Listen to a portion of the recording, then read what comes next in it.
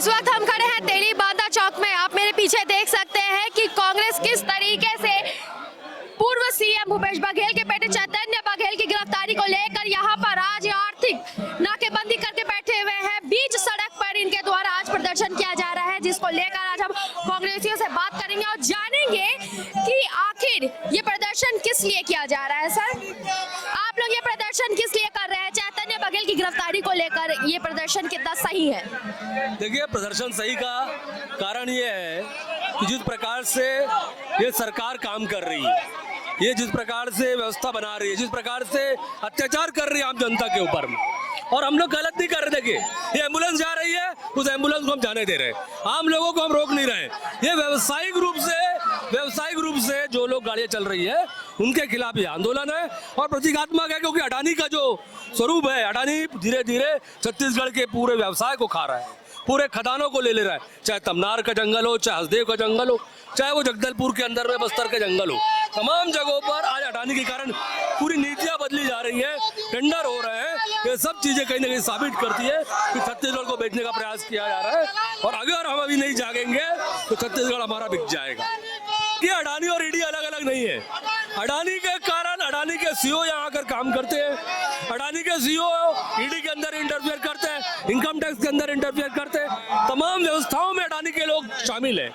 तो अडानी को, ईडी को, या मोदी जी और अडानी दो एक सिक्के के दो पहलू हैं, इनको अलग अलग नहीं किया जा सकता और दोनों की मिली भगत से सब हो रहा है। आज छत्तीसगढ़ को क्रश करने का काम कर रहे हैं, उसको लेकर हम लोग इस विरोध में आज यहाँ बैठे हुए हैं। देखिए, कभी भी आम जनता को परेशान करने का काम कांग्रेस ने नहीं किया है। कांग्रेस ने हमेशा से आम जनता के सहयोग के लिए, आम जनता के हित के लिए काम किया है, लड़ा है, लड़ाई किया है। लेकिन ये एक ऐसा मामला आ गया जिसको लेकर जनता का आक्रोश है। आम जनता खुद चाहती है आंदोलन हम आगे लाएं, लड़ाई लड़े। आज उसी लड़ाई के हिस्से के रूप में हम लोग ये काम कर रहे हैं, इसलिए कहीं भी कोई आक्रोश की बात नहीं है।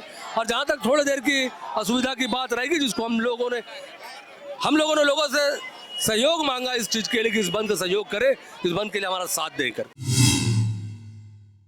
आपको बता दें, अडानी और चैतन्य की गिरफ्तारी के खिलाफ, अडानी की नीतियों के खिलाफ कांग्रेस द्वारा ये प्रदर्शन किया जा रहा है। आप पीछे देख सकते हैं कि किस तरीके से कितनी भारी भीड़ यहाँ पर इकट्ठी हुई है, धक्का मुक्की हो रही है। आप देख सकते हैं इतनी ज्यादा परेशानियों का सामना करना पड़ रहा है लोगों को।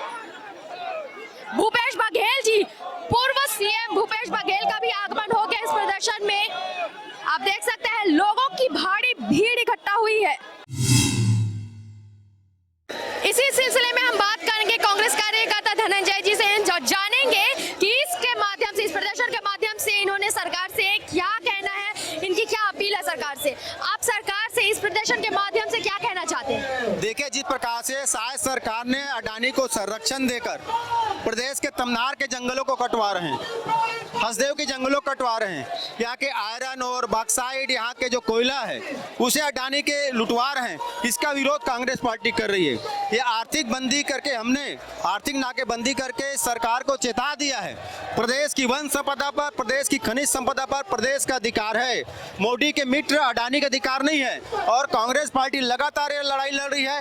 भूपेश बघेल जी तमनार के जंगल को बचाने के लिए लड़ाई लड़ रहे हैं, दीपक भाई जी हसदेव की जंगल को बचाने के लड़ाई लड़ रहे हैं। ये डरी हुई भाजपा के लोग ईडी, सीबीआई, आरटी जैसी लोग कंपनी को भेजकर, एजेंसियों को भेजकर जो भूपेश बघेल जी के पुत्र पर कार्रवाई करके जो आंदोलन को कुचलने की कोशिश की है, ये संदेश दे रहे हैं कि भूपेश बघेल जी का एक पुत्र नहीं, प्रदेश में हर कांग्रेस कार्यकर्ता भूपेश बघेल जी के साथ खड़े हुए हैं, तानाशाही खिलाफ खड़े हुए हैं। ये आंदोलन प्रदेश को बचाने का आंदोलन है, मोदी की तानाशाही के खिलाफ आंदोलन है, भाजपा जो अडानी के दलाल बन चुकी है उसके खिलाफ ये आंदोलन है। करेंगे। ये प्रदेश में सबसे बड़ा आंदोलन हो रहा है। आज तक इस देश में अडानी खिलाफ कोई आंदोलन नहीं हुआ है, सबसे बड़ा आंदोलन है। इससे सब पूरा देश में संदेश जाएगा, अडानी खिलाफ आंदोलन है।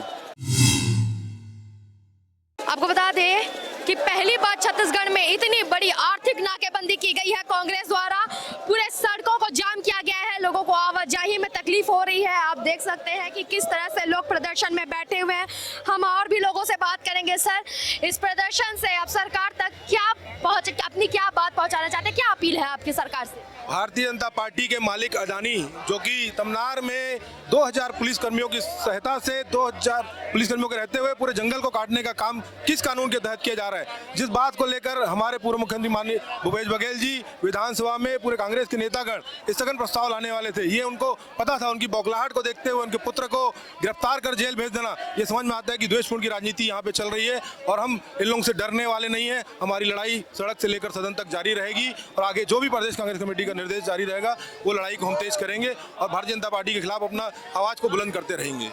तमनार में किस नियम के तहत जंगल काटे जा रहे थे 2000 पुलिसकर्मियों को खड़े करके, वो किस नियम के तहत आता है? हम सवाल पूछना चाहते हैं भारतीय जनता पार्टी से कि आखिर उन पर क्यों नहीं कार्रवाई हो रही है, वो किस नियम के तहत पेड़ काटे जा रहे हैं? बेवजह सिर्फ मुद्दे को भटकाने के लिए उनके पुत्र को गिरफ्तार कर और जेल भेज दिया गया है। इनके खिलाफ हमारी लड़ाई आगे भी जारी रहेगी और ये जो बेगुनाह लोगों को जेल भेजने का काम कर रहे हैं, कांग्रेस के लोग इनसे डरने वाले नहीं हैं।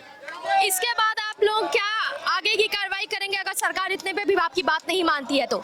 जब तक उनके कान में आवाज नहीं पहुंचेगी हम अपनी आवाज को बुलंद करते रहेंगे। सोई हुई सरकार को जगाने का काम हम करते रहेंगे।